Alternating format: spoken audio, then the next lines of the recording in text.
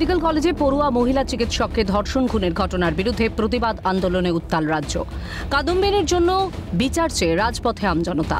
আন্দোলনে কাদম্বিনীর সহপাঠী, সহকর্মী, জুনিয়র ডাক্তাররা। এই আবহেও কি ফের সংঘাতের পথে নবান্ন রাজভবন? আরজিকর কাণ্ড নিয়ে জরুরি ভিত্তিতে মন্ত্রিসভার বৈঠক ডাকতে মুখ্যমন্ত্রীকে পরামর্শ দিয়েছিলেন রাজ্যপাল সিভি আনন্দ বোস। রাজ্যপাল জানান, তিনি চান মন্ত্রিসভার বৈঠকে নেওয়া হোক কলকাতার পুলিশ কমিশনার বিনীত গোয়েলকে অপসারণের সিদ্ধান্ত। বিনীত গোয়েলের পদত্যাগের দাবি উঠেছে সর্বস্তর থেকেই। সোমবার নবান্নের প্রশাসনিক বৈঠক থেকে মুখ্যমন্ত্রী বুঝিয়ে দিয়েছেন, বললেই সরানো যাবে না বিনীত গোয়েলকে। কলকাতা পুলিশ কমিশনার আমার কাছে নিজে এসেছে অনেকবার পদত্যাগ করার জন্য, গত 7 দিন আগে।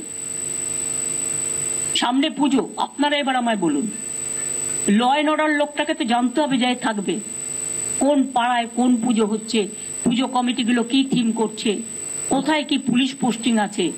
এটা পুজোর সময়, কিছুদিন ধৈর্য ধরলে কি মহাভারত অশুদ্ধ হয়। সেই বার্তা শুনেই সংবিধানের 167C অনুচ্ছেদ মেনে চলতে মুখ্যমন্ত্রীকে বার্তা রাজ্যপালের। সংবিধানের 167 অনুচ্ছেদে বলা আছে, যে কোনো সিদ্ধান্ত রাজ্যপালকে জানানোর ক্ষেত্রে মুখ্যমন্ত্রীর দায়িত্বের কথা।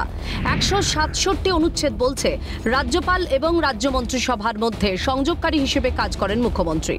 রাজ্য প্রশাসন এবং আইনি প্রস্তাব সংক্রান্ত মন্ত্রিসভা যাবতীয় সিদ্ধান্ত রাজ্যপালকে জানানো যে কোনো রাজ্যের মুখ্যমন্ত্রীর দায়িত্ব। 167C অনুচ্ছেদে বলা আছে, রাজ্যপাল যদি চান মন্ত্রিসভার বিবেচনার জন্য কোনো বিষয় পেশ করতে হবে, সে বিষয়ে মন্ত্রী সিদ্ধান্ত নিয়েছেন কিন্তু মন্ত্রিসভা বিবেচনা করেনি, সেক্ষেত্রে তা পালন করা মুখ্যমন্ত্রীর দায়িত্ব।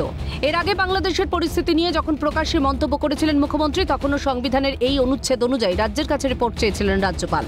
নবান্ন কার্যত পাত্তাই দেয় না রাজভবনের গুরুত্বকে, বিধানসভাও যেন গুরুত্ব দেয় না রাজভবনকে।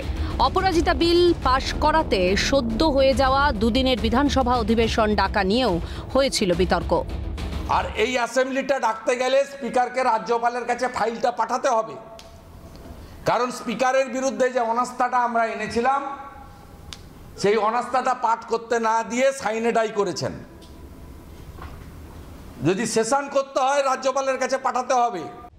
অপরাজিতা বিল নিয়ে কোনো দ্বন্দ্বে যায়নি রাজভবন, কিন্তু বিনীত গোয়েলকে নিয়ে কি ফের সংঘাতে জড়াতে চলেছে রাজভবন নবান্ন? ক্রমেই যেন দানা বাঁধছে সন্দেহ। ক্যালকাটা নিউজ।